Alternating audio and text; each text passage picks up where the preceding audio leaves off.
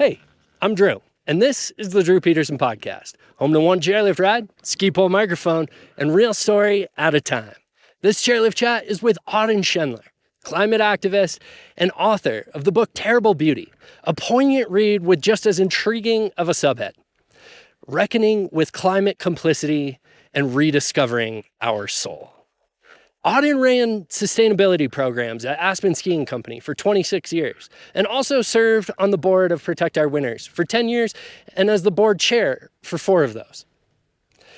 Now, Auden has been a luminary within the ski resort industry and within corporate sustainability as a whole. But I think that in the book and in our conversation, you see just how much the human nature of who he is and his work shine through. Before we drop in, a quick note from this episode's sponsor. Do you want a future with clean air, clean water, and a livable planet? Whoa, crazy. Same here. In the US, 181 million Americans recreate in and love the outdoors. Protect Our Winters calls this the outdoor state. And together, folks like you, me, and our communities have the ability to act on climate. I've been part of the Athlete Alliance at Protect Our Winters for over 8 years at this point. To learn more, get involved, and join Team PAL, visit protectourwinters.org. All right, let's raise the bar. Keep your tips up and drop in. All right, Auden Schendler. Here we are, skiing snowmass, beauty of a day. And we're here to talk about your book, Terrible Beauty. Awesome. I have to tell you that I was amazed by how frank you were about the reality of climate change on this home planet that we have. But I was left after reading the book with an immense feeling of hope. Yeah. One that I rarely find in conversations that are so frank as yours. And I think that speaks to, one, you as a writer, two, the title Terrible Beauty. How important is it to have that accurate assessment of reality, not just scientifically, but personally as a human and on a soul and spiritual level? I think this is a really important point that in the climate conversation is mostly missed. Basically, the messaging is don't be a doom and gloomer because people will just give up. Well, who in human history has been presented with a really difficult problem and said, it's too difficult, I give up? That's not what humans do. So what I've always done is said, look, this is the reality. The reality is bleak. But the opportunity is just as enormous and almost just as terrifying. We're in a position where we know how to solve climate change. We have the policy tools. We have the technology. We could do it today. All we need is a political will. So what's presented to us is an opportunity to save civilization in a way that no generation has ever had. That's incredible. But I think the optimists who are like, we can do it, and there are books that are like that, we can do it, they're doing a disservice, because if you don't understand the nature of the beast you're up against or the run you're about to ski, then you're not able to do it justice. When I read it, I also was struck with that and looked it up, and on a psychological level too. We need to be honest about the odds that we're facing. So that brings me back to the title of the book, Terrible Beauty. I think that's a wonderful juxtaposition that is also frank and real. So the juxtaposition between the reality that we face, but then also the beauty of human life and the beauty of Earth and it being worthwhile to change and protect it. Do I have that right about the title? And then also, how has your perception of the title changed in the year plus since you published the book? Yeah. So it took us finding book titles is difficult. It was really difficult to figure this out. And the title comes from a Yeats poem from the early 1900s, really about Northern Ireland and the troubles there. And the reference is that, look around us. This is this world. This gift of existence is so profoundly amazing and beautiful. Just like the fact that we're conscious in the universe is amazing. And at the same time, all this beauty is threatened by climate change. So everything we care about and love is threatened. And the idea is that should motivate us. Because what could be a greater motivation than protecting the things you love? And if you look at the cover of the book, it's a beautiful picture of the earth that someone graffitied and put a flower on, and what it's saying is we screwed this planet up, but it's still amazingly beautiful. So how has it changed? I think it's just in the last year, the title is just perfect. It is surprising. Sometimes you do a book and the publisher's like, we're going to call it this, but this works really well. And more people get what I'm going after, like you have. I love that. And, in a way, I think the miracle of life and existence also graffitied a flower onto the actual planet Exactly, Earth too. Yeah. With that, I think that oftentimes, and you know this better than any of us, that through your time at Aspen and then also on the board at Protect Our Winners, that oftentimes in this community, we're using grand examples of what we need to protect as as untouched wilderness, and the fight to save winter, to save our way of life of skiing, Right. in the title of Protect Our Winners. But the book, you also really zero in on the intricacies and almost like mundane elements of human life. Like definitely not mundane, but my favorite example in there is your son's garden gnome collection. Right, yeah. Like that's at least as joyful as skiing powder. Right. Why is it important to frame it in a way that we're trying to save those aspects of life, not just the untouched wilderness? Yeah. I think that, what I was trying to do in the book in particular was to present a human experience and to get people to relate to the joy of human thriving, which we can do if we're not fighting off floods and storms and droughts. And if the examples you give are, heroes hucking cliffs that 0.01% of the population can even conceive of, that doesn't bring this joy to the people. So the book is very much about how do you talk about climate change in a way that's accessible and joyful, but also delivers the payload. There's technical info in there, but I'm trying to use basic humanity to access people. And the other point is, I see the climate fix in a very workmanlike fashion. I think if you have a thin mic on and a nice suit and you're on a TED stage, you're probably not solving climate. But if you're out knocking doors or digging holes or in the mix or politicking or, running for town council, which is a miserable thing, you're probably making a difference. And that's part of the theme, which this is a job for the people and of the people. It's not just heroes. You don't have to be a once in a million person like Jackie Robinson to address this problem. We can all do it at scale. The things we do need to happen at scale, but we're capable of that.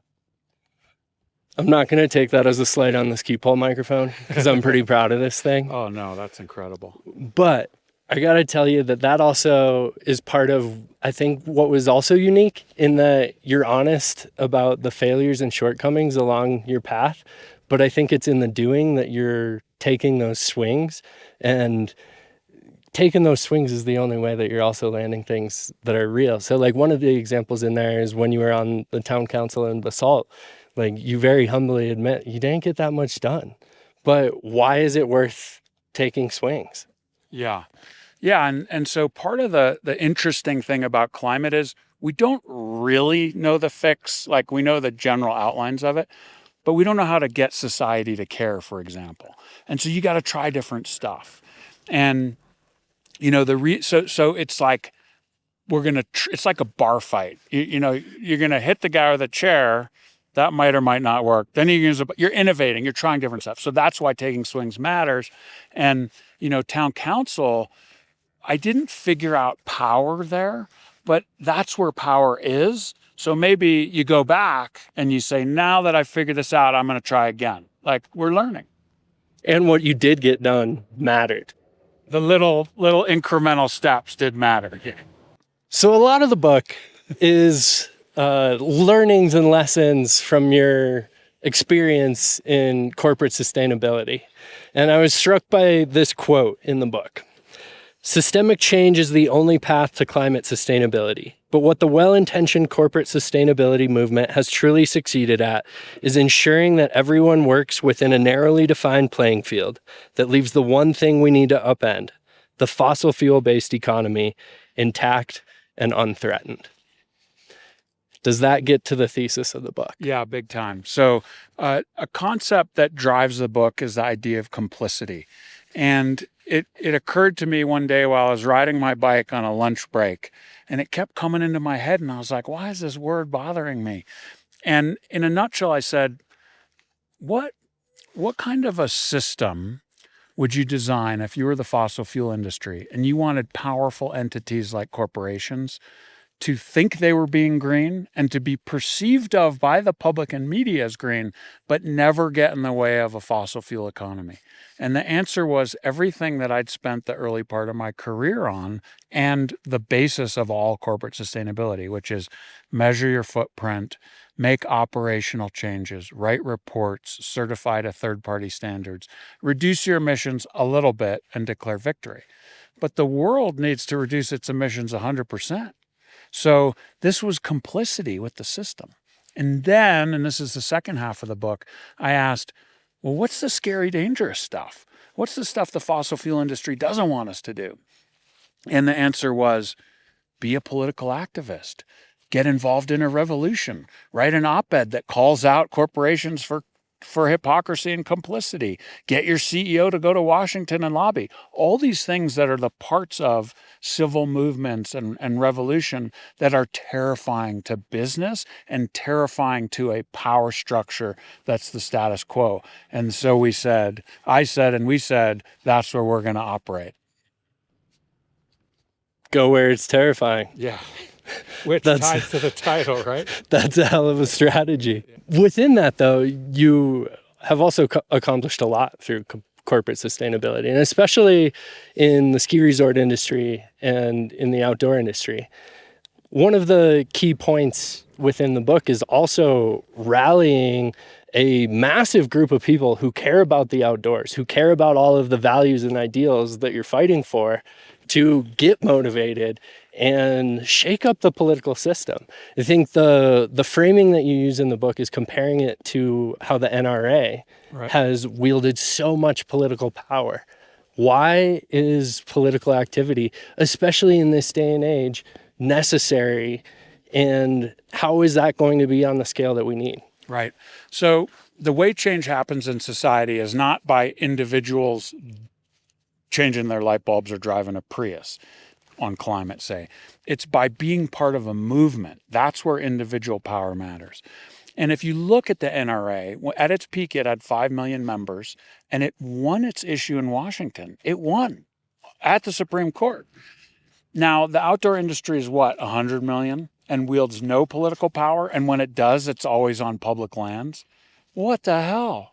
Yeah. So I started to ask, along with Protect Our Winners, well, what if that changed? What if you had 100 million strong movement that was community organized and activated on elections, on climate, on policy issues at the state level?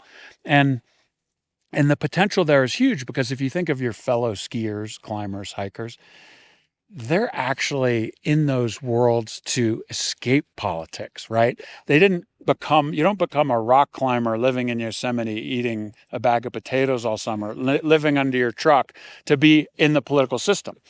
But the good news is, if you mobilize those people, then those are new votes. And so that's the big hope and the big vision. And the last piece of that is, if you're a skier or a climber, a hiker, backpacker, outdoors person, you're by definition an environmentalist, right? You want to protect this thing that you recreate in. Even if you're conservative, you're still an environmentalist. I mean, it's in the word right there. You're trying to conserve. Yeah. Like, it is all of us. I think too, with that, the framing of escape in what we do outside, whether that be skiing, rock climbing, as an example, I've long said, like, we can't use these just as an escape. We have to use them as a recharge, a reframing, a rallying point. It becomes that common ground. So one of the examples you keep bringing up is replacing light bulbs with LEDs. But in the book, you reframe that to where are we getting our energy from, and shifting the Holy Cross Energy Cooperative here that supplies electricity to the Roaring Fork Valley. And within that, you also reframe how do we take corporate sustainability and use it to fight against the fossil fuel industry and change the entire system that we operate in.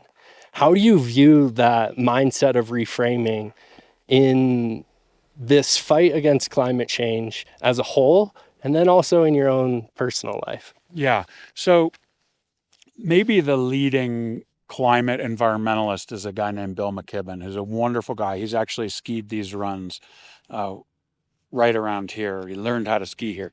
And he has said, definitely screw in a new light bulb, right? But then go screw in a new senator. That's the summary of what we're trying to do. And the challenge being in the snow sports industry, the outdoor world, or in corporations is you get called a hypocrite because simply, you like riding this lift? Well, at least 10 years ago, it was mostly coal powered. How'd you get here? I drove my car. You like that? How do you heat your house? You like cold beer? That's cool. So you're a hypocrite. And the important point, the frame that people need to understand is that Americans didn't say, I want transportation, I want a warm house, I want hot showers, cold beer. Can you provide that in a way that will eventually destroy civilization? We didn't say that. We said, provide that to us cheaply, and fossil fuels were amazing on that. But in the 50s through the 80s, the science told us we got to phase out. And instead of taking 50 years to phase out of fossil fuels, which would have been prudent and it wouldn't have harmed economies and so forth, we delayed and denied, and the fossil fuel industry bought politicians and buried the science and created disinformation campaigns, and here we are. So you're not a hypocrite if you drive a car that uses fossil fuels, but you want to solve climate change. You ended that on a perfect note, a perfect rallying cry. Thank you for your book, Terrible Beauty. Thank you for imparting some wisdom today, and let's get to work. Yeah, well, thank you for your close read and your good questions and what you're doing here. It's awesome. Thanks, Auden.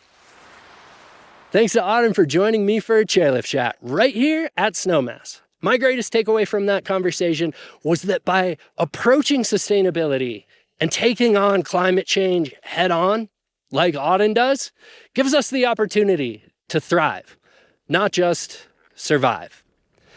I think that if you go read Terrible Beauty, you'll also find what I was speaking to in that interview. A feeling of hope despite and because of a stark and honest reckoning of reality. Thanks to this episode's sponsor, Protect Our Winners, for supporting this through their grant program. You can get involved and join Team POW at protectourwinners.org. Now, I highly recommend that you go buy Terrible Beauty wherever you purchase your books. And I'm also going to link Auden's website, audenschendler.com, in the show notes, where you can pick up a book as well as hire him to come speak on sustainability with your organization. You can also follow me and the show on Instagram at Drew Peterski and subscribe to the weekly newsletter via Substack. Thanks to all of the show's sponsors. You can check out any discounts they're offering you on the website at any point in time. That's it for this ride. Thanks for listening to the Drew Petersen podcast. Until next run, keep your tips up. Ski and enjoy, my friends.